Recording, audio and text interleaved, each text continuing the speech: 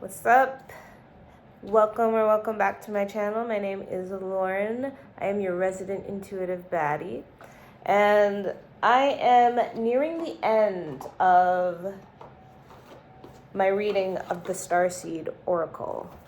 I have 8 cards left. So what I'm going to do, because it's extremely hard to shuffle this little cards for me. So what I'm going to do is I'm going to separate them. I'm just going to make a pile for each.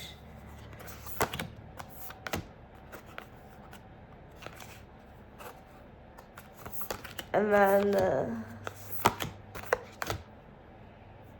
I'm going to close my eyes.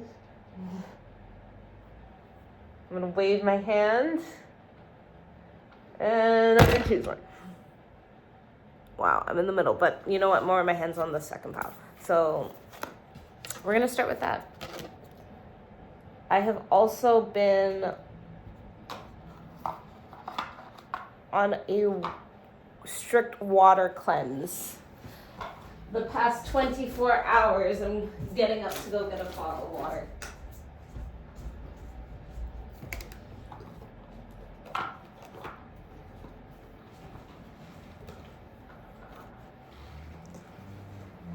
Yeah, I do it when I have soup available, because basically what you do is you transition from soup to the water. I usually do 48 hours. I don't think I'm going to do 48 hours this time, just because I have an event tomorrow. So I'm going to probably stop at 36. But then, yeah, you drink soup again, and then you build up to start eating. Just, flush out some stuff. Or, I'll make a video about it. Okay. Interesting. All right.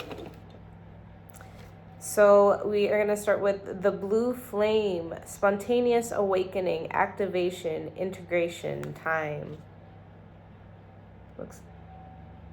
The person almost looks like the portal itself, which is very cool. In this like ancient staircase thing. Okay, let's see.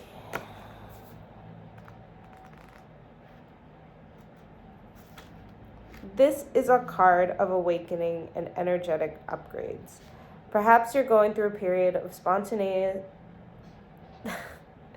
spontaneous awakening. I hope you guys get a kick out of me reading these when I mispronounce it. And I do think it's going to improve my vocabulary. Receiving visions and having experiences that are out of the ordinary. In the West, little is known about the process of spontaneous awakening, and it can feel scary when we're going through it alone. Elsewhere, they can be seen as auspicious experiences, with those going through them being treated with tender care. The blue beings are thought to be activating beings with great potential for healing and upgrading our cellular structures. They appear in moments of extreme awakening, activating a physical kundalini awakening and deep cellular and DNA healing. Many people glamorize the awakening process. However, in reality, it's much messier and more difficult than most of us believe. We must first let go of what we think we know for sure and how we make sense of the world. This isn't easy. The awakening process, even when it's spontaneous, takes a considerable amount of time to integrate. An awakening without integration can leave us feeling very ungrounded. If you're in the midst of an awakening, the process never ends. Treat this time as deeply sacred and give yourself ample space to ground and integrate the extreme changes you're going through. I do feel like I'm on the precipice. Like I said, this looks like a portal. It's giving me portal energy. Kind of akin to one of the readings I did yesterday. I'm trying to finish this series, so I've been doing a lot in the past 2 days. And I'm going to do the next one right after it so I can just be done and use my cards as cards. It's what's coming up for me is it's reminding me of when I did 5-MeO DMT. Sorry, I just realized that my alarm's gonna go off. I guess I'm just gonna talk until it does, because it doesn't make any sense. I'd still have to stop the video to sorry. Yeah, but I was thinking about my 5-MeO DMT trip, because that one was one where you see something that makes you really understand that there's more out there than this. And yeah, I can't. It took 2 years to integrate that, I want to say, because I made a video when I fully integrated it when I started going to the Buddhist temple. And it can be scary. It can be scary to realize, to just see the world from a different perspective and not really know how to operate in it when the way that it operates is so against everything that you've realized. And yeah, I've like, as I keep approaching the portal, I feel like, to be honest, I feel like I'm in the portal. It's almost like there's like, I'm seeing when you're in an airport and you're going from one part of the airport to the other terminal, and it's like you gotta like walk, and sometimes there's a train and shit. It's like that. That's what I'm seeing is the portal. It's like the airport is the portal. I am in it, and I'm like traveling through to the other side. You can feel like that too. But yeah, I feel another activation coming up, and I don't know when. I don't know how soon is soon, because time is relative. So I'm just I'm just doing what I do until I get further instructions from the universe. All right, next we have deep cellular healing, Arcturus energy, physical and emotional healing. I need to put lotion on. This is a very bright card. I like it. Yeah, she's very clearly of some sort of angel, but so these, what looks like angel wings, if you go closer, is it focusing well? These are butterfly wings. So it signals transformation. Oh yeah, this is okay. So when I was talking about like the portal energy, it's like this. Like there's a corridor. That's so much easier. That's so much easier than the airport example. But yeah, it gives a very heavenly vibe. There's a lot of iridescence in this card. It gives me also a balanced, a very balanced energy when I think energy. Okay.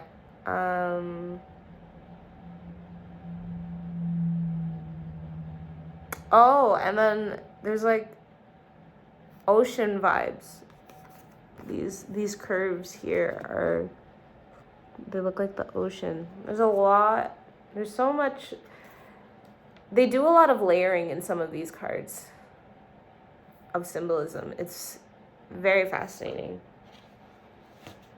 The more that I read them, the more that I'll notice. Okay. Your body knows how to heal. Healing is your natural state. Physical and emotional disharmony can be a reflection of how the world, inner and outer, has been out of alignment. If you're suffering from a mystery or chronic illness, don't allow yourself to think you've done something wrong. Today, it's difficult to navigate our health. If this card has made its way to you, you're being called to focus on your healing in practical ways, to prioritize your health, to be kinder and tender to your miraculous body, to give yourself the grounding and care you need, to put your body first, to nourish yourself as you would a newborn baby, to treat yourself with tender care. You may be called to switch things up with your body or your emotional well-being, to call in a team of helpers to support you in navigating any challenges you may be experiencing emotionally. The Arcturians are a galactic group of beings who have mastered deep cellular and emotional healing. They want you to know that it's possible to feel vibrant in your body and well in your skin, to have your cells return to effervescence and vitality, to find calmness and contentedness, to have a soothed nervous system and a tranquil heart.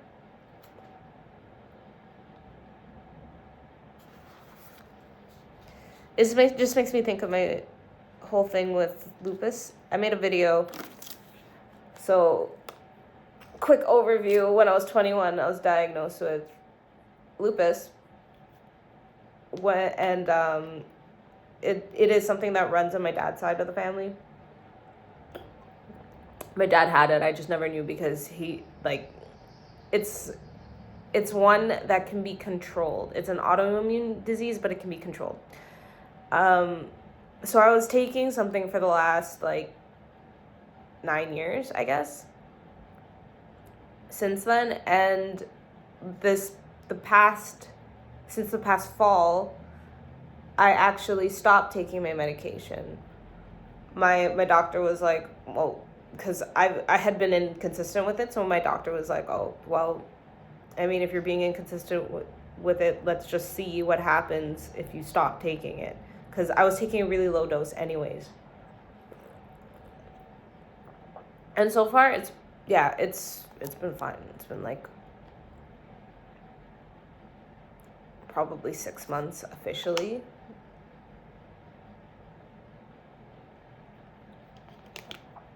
And what I'm finding is the more that I do exercise, so I do ab workouts and I do yoga.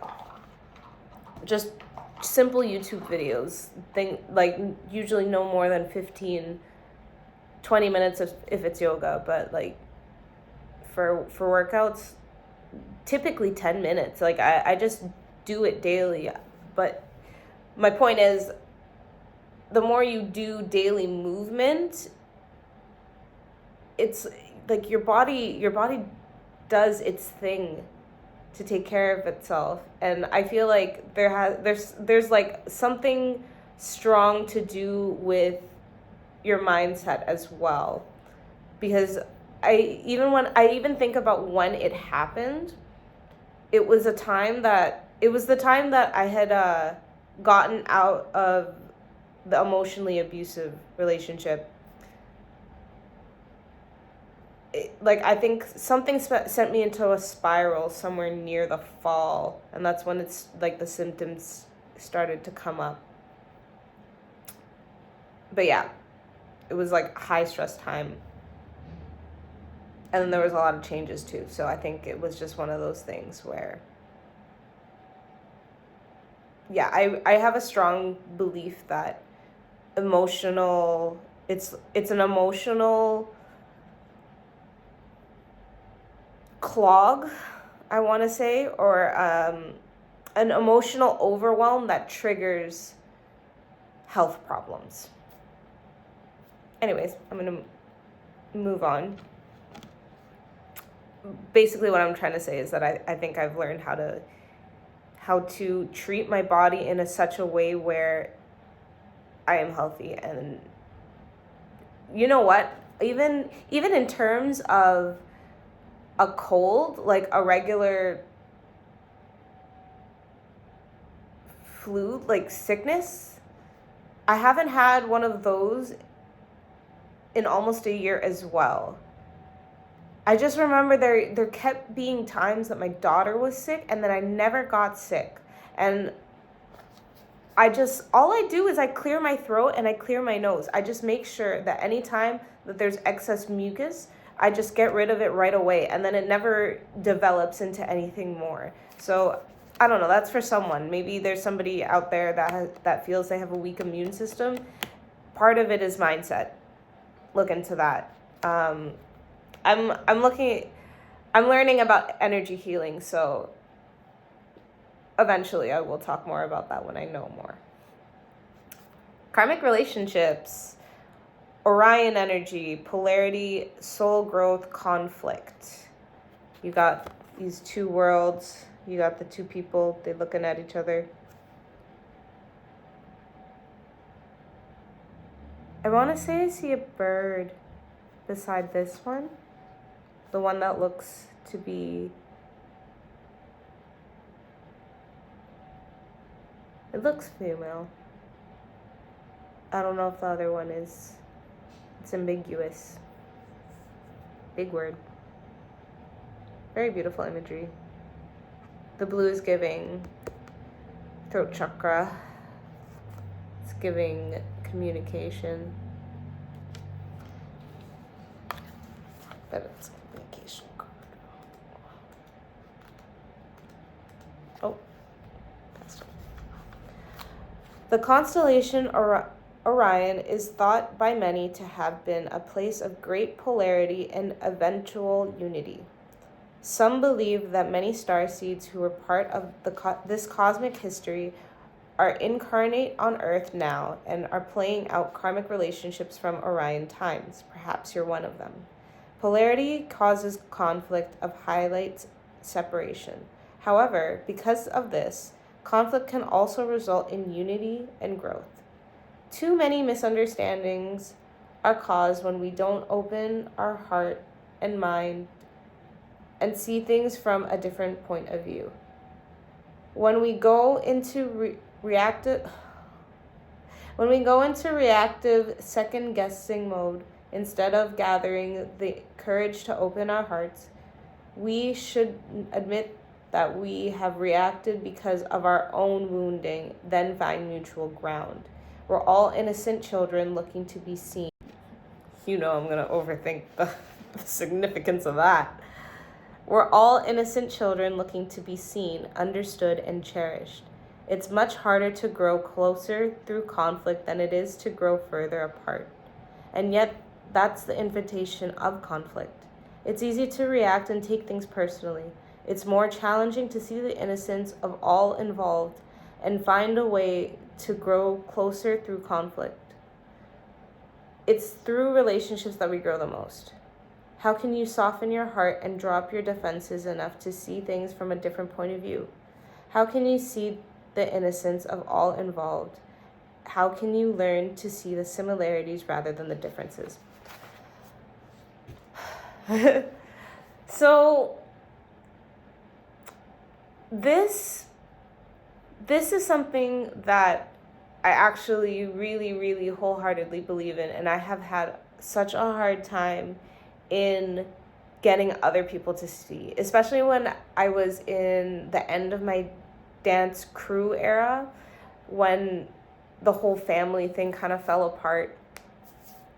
I remember I kept meeting up with people individually, and I kept trying to just show everybody how everybody was just hurt and acting out of their own hurt, but nobody's like intentionally hurting other people. It's just been a boiling pot. And one moment, I must sip some water.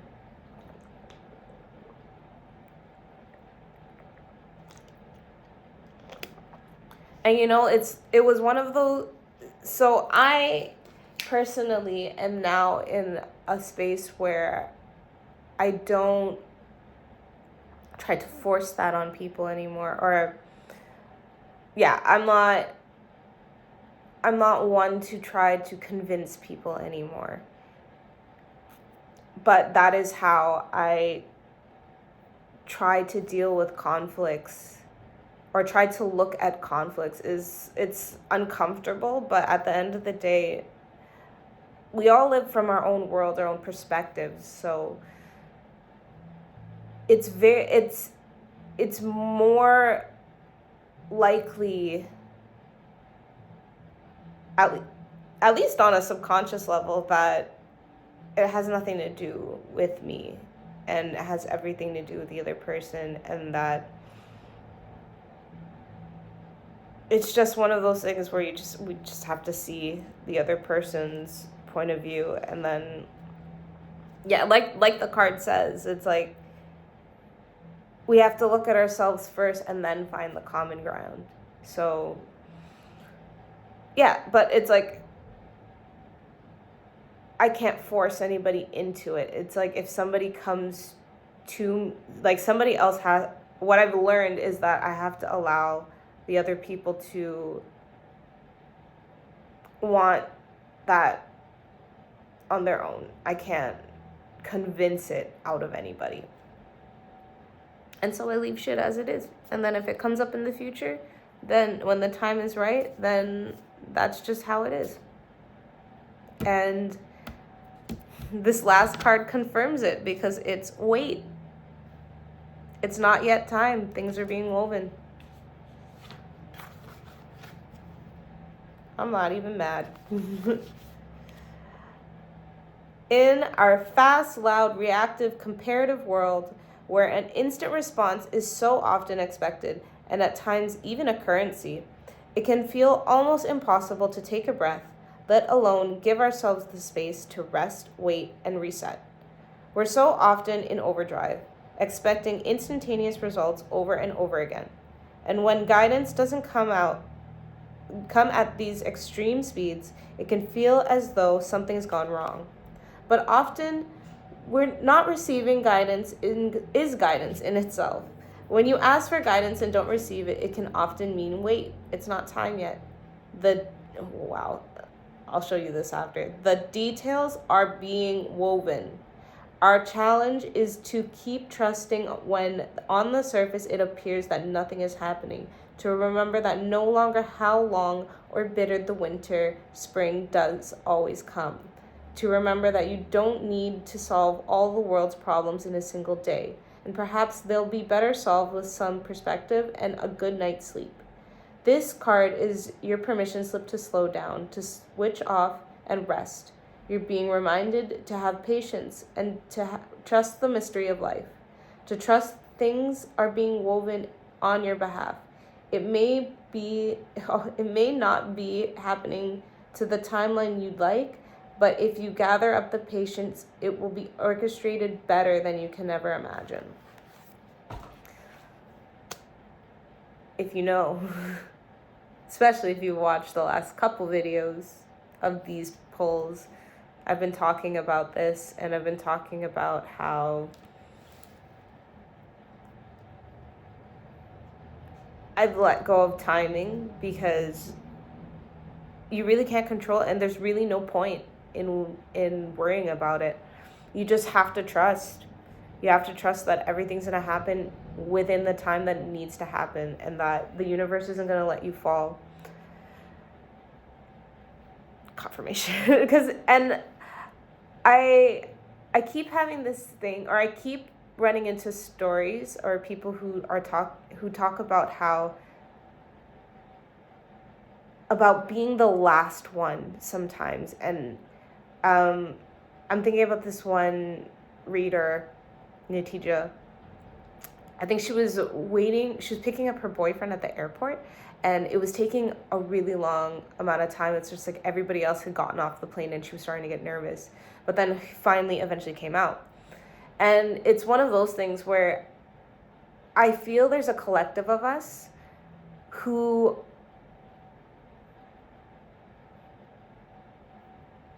are cultivating specifically through patience.